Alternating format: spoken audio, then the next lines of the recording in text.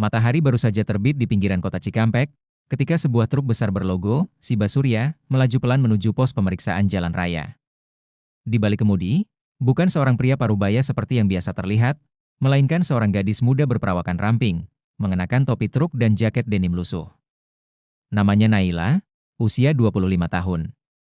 Walau penampilannya sederhana, tatapan matanya tajam dan penuh ketegasan. Naila sudah terbiasa menghadapi jalanan dan kerasnya dunia sopir sejak sang ayah meninggal 2 tahun lalu.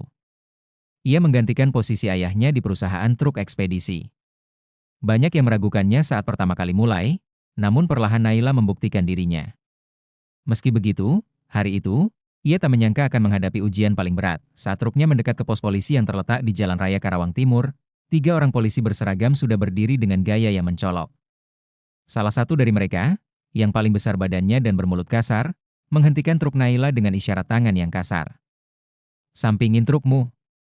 "Pemeriksaan rutin," teriaknya. Naila menepi dengan tenang, mematikan mesin, dan turun membawa semua surat-surat lengkap. Ia tahu aturan.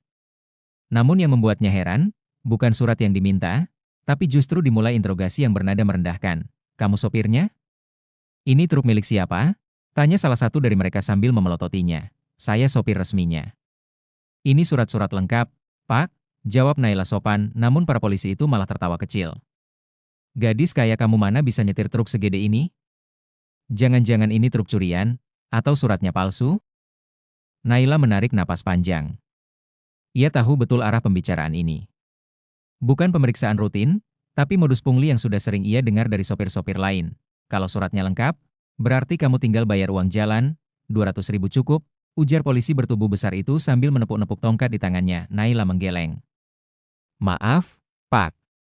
Saya tidak punya kewajiban membayar kalau tidak ada pelanggaran. Saya punya bukti dan dashcam juga." Nada bicara Naila yang tegas membuat ketiga polisi itu naik darah. Salah satu dari mereka mencengkeram lengan Naila. "Sok pintar kamu ya? Mau dilaporin? Atau mau kami tahan di sini semalaman biar kapok?" Warga sekitar dan beberapa sopir lain hanya bisa melihat dari kejauhan. Mereka tahu betapa berkuasanya oknum polisi di tempat itu, dan tidak ada yang berani melawan. Tapi Naila bukan gadis biasa. Ia adalah mantan atlet bela diri taekwondo tingkat provinsi yang dulu sempat viral karena menolak ikut pemerasan di kampusnya. Dengan gerakan sigap, ia menepis tangan polisi yang mencengkeramnya. "Pak, jangan sentuh saya sembarangan. Ini pelecehan," ucap Naila dengan nada keras. Ketegangan pun memuncak, dan pada titik inilah situasi mulai berubah drastis. Suasana di pos polisi pinggir jalan itu mulai panas. Sopir-sopir lain yang menyaksikan dari kejauhan saling bertukar pandang. Sebagian diam, sebagian sudah menyalakan kamera ponsel mereka diam-diam. Mereka tahu sesuatu yang berbeda sedang terjadi. Naila bukan wanita biasa. Dia berdiri tegak, menghadapi 3 oknum polisi yang tak hanya arogan, tapi juga mulai kehilangan kendali. Polisi berbadan besar yang sebelumnya mencengkeram tangan Naila tampak makin emosi. "Kamu ini ya, dasar anak kecil sok jago. Kami ini aparat, kamu jangan ngajarin aturan," katanya sambil maju mendekat, wajahnya merah padam.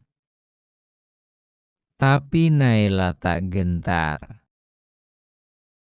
Kalau memang aparat yang benar, harusnya tahu aturan dan tidak minta uang jalan pada sopir yang tidak melanggar hukum, jawab Naila lantang. Tiba-tiba, polisi itu mendorong Naila cukup keras hingga ia terhuyung ke belakang. Beberapa warga yang menonton mulai bersuara pelan, namun tak ada yang berani maju. Namun yang terjadi selanjutnya membuat semua terdiam. Naila, yang hanya mundur 1 langkah, langsung membalas dengan kuda-kuda. Dengan gerakan cepat, ia meluncurkan tendangan lurus ke perut si polisi yang mendorongnya. Tubuh besar itu langsung membungkuk dan jatuh terduduk. Dua polisi lainnya sontak terkejut dan bersiap menyerang. Yang satu mencoba menarik bahu Naila dari belakang, tapi ia memutar badannya dan melepaskan kuncian lengan yang membuat polisi itu berteriak kesakitan dan terjatuh ke tanah. Polisi ketiga, yang masih ragu-ragu, mencoba mengancam dengan melayangkan pukulan. Namun Naila sudah membaca gerakannya.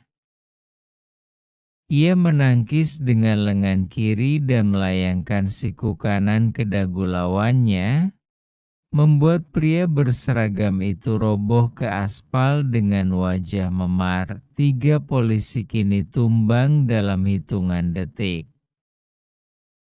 Suara decak kagum dari para sopir yang menyaksikan langsung terdengar.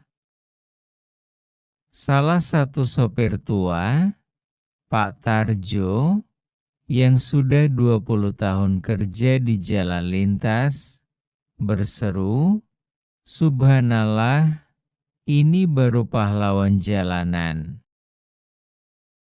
Namun Naila tak berhenti di situ. Ia segera mengambil ponselnya dan membuka aplikasi kamera. Semua ini saya rekam. Dan saya tahu nama kalian bertiga.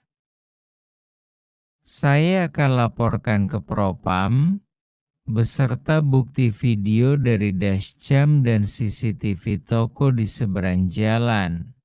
Ujarnya sambil menunjuk kamera yang mengarah langsung ke pos. Para polisi itu hanya bisa meringis kesakitan, terkapar tanpa mampu berkata apa-apa. Beberapa dari mereka mencoba memohon agar tak dilaporkan, tapi Naila menatap mereka dengan dingin. Kalian tidak kasihan pada sopir-sopir lain yang sudah bertahun-tahun kalian peras? Hari ini cukup.